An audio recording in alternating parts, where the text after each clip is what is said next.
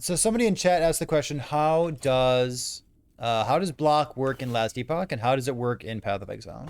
I find it really interesting because it's a lot less binary than games that I played in the past. That's basically Path of Exile, right? Like it is a less binary defensive system than Path of Exile.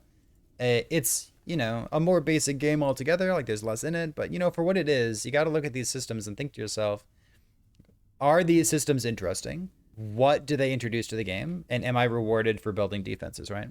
So here's how block works in Path of Exile, right? In Path of Exile, you can have up to 75% block. And the foundation of block in Path of Exile is like, well, if you roll a block, you take no damage. You also get stunned. It's like there's stun and block recovery, right? So if you roll a block, you take no damage. And if you don't roll a block, you get hit, right? So like it's a binary form of defense. You either take damage or you take no damage at all. And like it makes sense in your gamer mind, right? Because you've been playing video games for 10, 20, 30, 40 years, depending on who you are. And that's how block has been described here, right? Last Epoch takes a different approach altogether. And they turn block, instead of a binary system, it's a function that depends on both block chance and block effectiveness.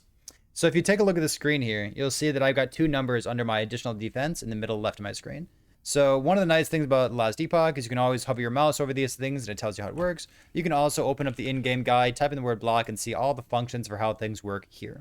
So how does block work? Let's open up the screen again.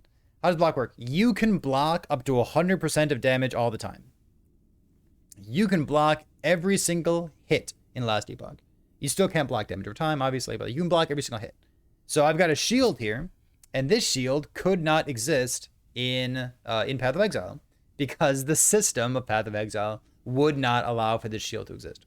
So it says plus 100% chance to block against nearby enemies.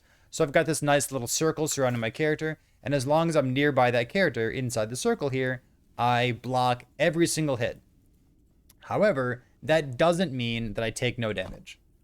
What it means is my block effect helps to mitigate some of the incoming damage. So if I had 0 block effect and I had 100% block chance, it would be the same as me having 0 block chance, right? Because block in Last Epoch is a function of both those things. You need both block chance and block effect, which is why the implicit value of my shield, see the implicit at the very top there, it says 25% block chance and it has 715 block effectiveness on it. If it didn't have the block effect, obviously it's worth nothing. I guess that would be another interesting unique item, wouldn't it? So how's it work? I'm going to show a website real quick. Let's pull this up. This is tunklab.com. If you don't already know this, you can scroll down to the stream where I will link this in chat right now because Tunk puts together some excellent information for us.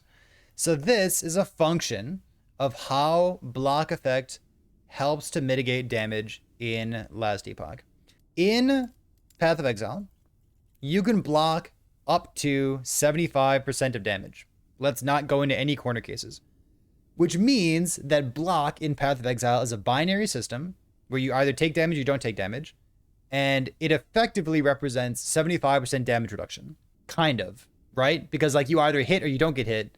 And if you don't get hit, it's like, you know what I mean? So that's how it works in Path of Exile. In Last Epoch, the cap on how much reduced damage you can take is on the flip side of the coin. Instead of the cap existing on the block chance, the cap is on the block effect.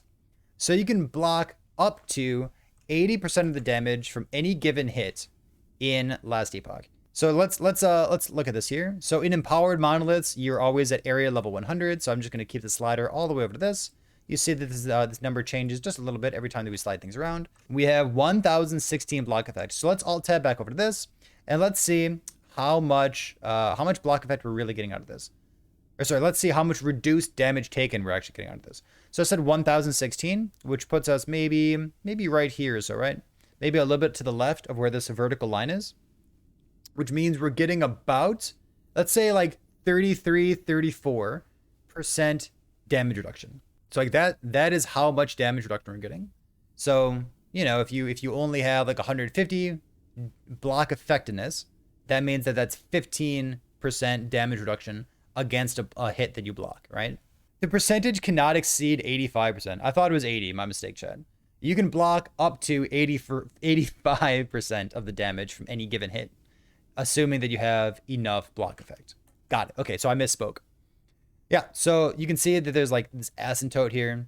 So you can mess with this yourself. I've linked this in chat already. It's kind of interesting. If you haven't already seen this website, there's a lot of cool stuff here. There's armor against fizz and non-fizz. There's dodge, chance, and evasion. There's a ward calculator with ward per second and whatnot. There's EHP calculations that you can use to see like against fizz and non-fizz damage, how tanky is your character really. So like there's a lot of cool stuff here. Regarding block being a system that you can get up to a 100% chance to block damage. And once you have that, every point of block effectiveness is damage reduction. That's really cool. I like it. I like it most because block is boring. Because block in every game that my gamer brain has participated in the past 30 years, it's like, well, if you block something, you take no damage. If you block something, you take no damage. But that's boring. And I like that the developers looked at it and they said, okay, well, do we need that? Do we need this boring system? Or could we instead have something that's like, you know, goes outside the box and is a bit more interesting? Devs, any game dev needs to be careful when you go against the paradigm of how something works and how your incoming audience to your video game has been programmed that this system works. Like health and mana. If I have a health pot, I have a mana pot, right? But like we have no mana pots in this game. We only have health pots. So every time that the game dev goes against the paradigm, they need to make sure that it still makes sense. They need to make sure that they introduce the concept well, that they help you understand where this information comes from, how to scale it. Is it a noob trap to invest into these stats here? And I think they did it well. So I'm really happy with how block works in this game. In my opinion, I would love to get rid of things like stun. I would love to get rid or maybe rework things like freeze, because freeze is binary, right? It's like, well, either you have enough freeze multi and you can freeze an enemy, or you don't have enough freeze multi and you don't freeze an enemy. So like, I would love to get rid of binary systems like that. But that's a conversation for a different time.